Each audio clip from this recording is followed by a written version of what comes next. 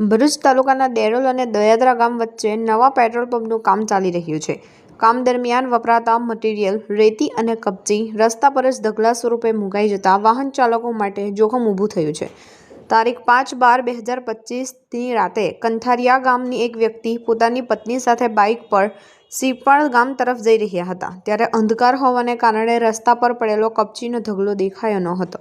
Bike સીધી ઢગલા પર ચડી જતા દંપતીને ગંભીર ઇજાઓ પહોંચી હતી.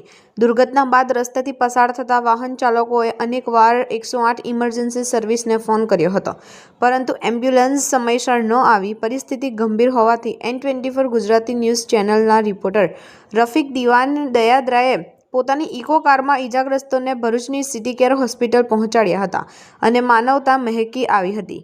સ્થાનિકો લોકોને આક્ષેપ છે કે માર્ગ પર પડેલા મટીરીયલના કારણે વારંવાર અકસ્માત થવાની શક્યતા છે અને તાત્કાલિક જોખમ દૂર કરવામાં આવે તેવી માંગ ઉઠી છે.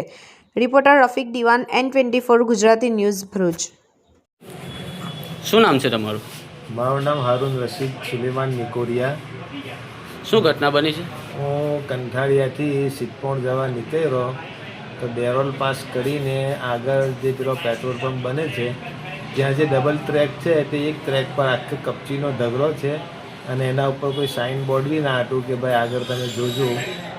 તો હું બિલકુલ અચાનક કપચીના ઢગલા પાસે પહોંચી ગયો અને મારી ગાડી કપચીના ઢગલા પર પહોંચી ગઈ, તો જેનાથી મારું અકસ્માત થઈ ગયું. મારી ગાડી સ્લીપ ખાઈ ગઈ અને મને આ ખભાના ઉપર અને માથાના ભાગ પર વાગેલું છે.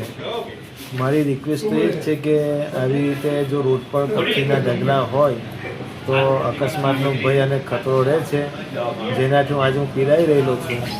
માટે ભવિષ્યમાં અને બીજું કે આવી ઘટના ન બને એટલા માટે આવી રોડ પર જે કપચીના ઢગલા અને બધું એ કરી રહ્યા છે એ આવું એ કરવામાં આવે તો સારું રહેશે.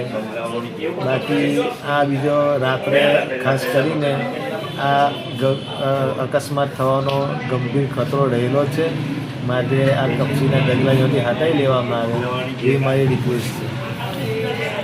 હું છું રફીક દિવાન અને N24 ન્યૂઝમાં આપનું સ્વાગત છે.